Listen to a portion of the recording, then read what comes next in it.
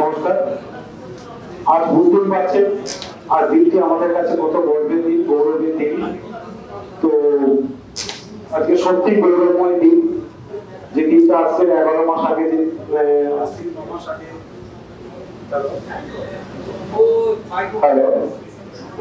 যিনি চিন্তা ভাবনা নিয়ে শুরু করেছেন তিনি আমাদের মঞ্চে রয়েছেন। মঞ্চে অনেক গুণী ব্যক্তি রয়েছেন এবং সর্বোপরি সাংবাদিক বন্ধুরা আমার সামনে রয়েছে। সবাইকে অসংখ্য ধন্যবাদ জানিয়ে শুধু অধিকার কথা বলবো যে মাননীয় গণপীঠ মহাশয় যে চিন্তা ভাবনা নিয়ে এগোচ্ছেন, আমরা যদি সবাই মিলে ওনাকে সাথ দিই তো পশ্চিমবঙ্গ কেন সারা ভারতবর্ষ একটা সুন্দর ভারতবর্ষ দেখবে। কারণ আমরা কি করি, আমাদের যে সন্তান আছে সে তার খাওয়াতে গেলে আমরা ফোনটাকে নিয়ে তার সামনে ধরি, কোথাও কার্টুন দেখাই বা অন্য কিছু দেখাই, সে সেই দেখতে দেখতে খেতে থাকে এবং সে যেগুলো দেখে তার মনের মধ্যে, একটা শিশু যা দেখে তাই তার মনের মধ্যে ভাবমুক্ত করে। তো উনি যে চিন্তা ভাবনা করেছেন এটা সাধারণ ব্যক্তির চিন্তা ভাবনা নয়, যে মহৎ মানে ওনার মধ্যে একটা মহত্ব আছে, একটা ঐশ্বরিক শক্তি আছে বলে উনি এই চিন্তা ভাবনাটা করেছেন যে আগামী বিশ্বটাকে একটা সুন্দর দেখে যেতে চাই। তো সেই চিন্তা ভাবনাতে যদি আমরা সবাই সামিল হই তাই এটা বাস্তবায়িত হতে বলে বেশি দিন লাগবে না।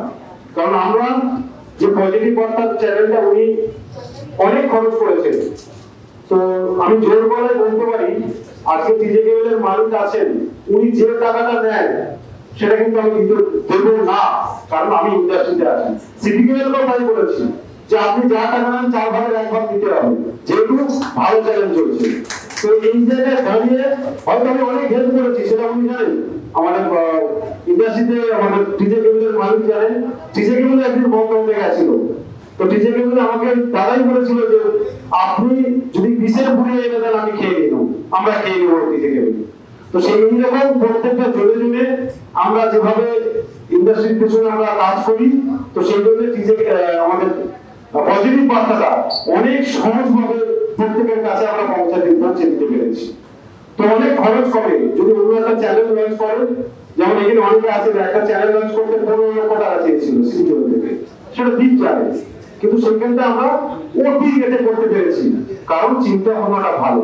তো আমি যেটা বলতে গেছিলাম যে প্রত্যেক ঘরে ঘরে কেবলটা চলে গেছে, আপনাদের ছেলেকে মোবাইলটা তুলে না দিয়ে টিভির চ্যানেলটা ছেড়ে দেন, পজিটিভ বার্তা চ্যানেলে চলে যান।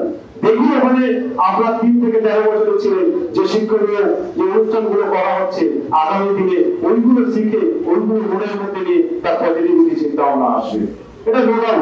তো এই ভাবনাটা উনি ভেবেছিলেন, তার একটা প্রাথমিক সফলতা পেয়েছেন। আগামী দিনে ওনার স্বপ্ন আছে এটা সারা বিশ্বের ইতিহাসে নথিভুক্ত হবে, এটা বলাই বাহুল্য।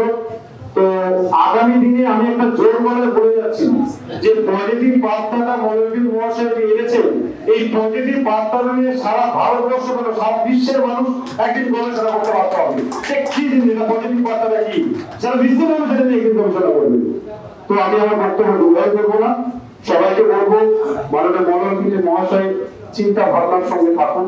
উনি যে চিন্তা ভাবনাগুলো নিয়েছেন, উনিও একটা ইন্টারভেনার যারা অনেক পিছিয়ে পড়া শ্রেণীর মানুষের অন্যের সংস্থানদাতা, শুধু তাই নয় উনি প্রায় 10,000 মানুষের অন্যের সংস্থানদাতা, তাই ওনাকে আমি দেবতার মতো সম্মান করি, শ্রদ্ধা করি। উনি যখন যে কাজটা বলে মানুষের জন্য করার জন্য সে যে কাজটা বলে আমি সঙ্গে সঙ্গে দাঁড়িয়ে সেটা করার চেষ্টা করি।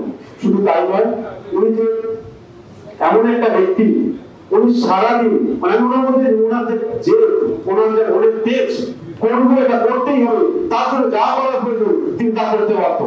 সকালে ঘুম থেকে যে মানুষটা উঠে মানুষের ভালো করার চিন্তা ভাবনা করেন, আর রাত্রে শোয়ার আগে যে মানুষটা মানুষের ভালো হওয়ার চিন্তা ভাবনা করেন, তাকে আমি দেবতার আসলে বসে কি অপরাধ করেছি?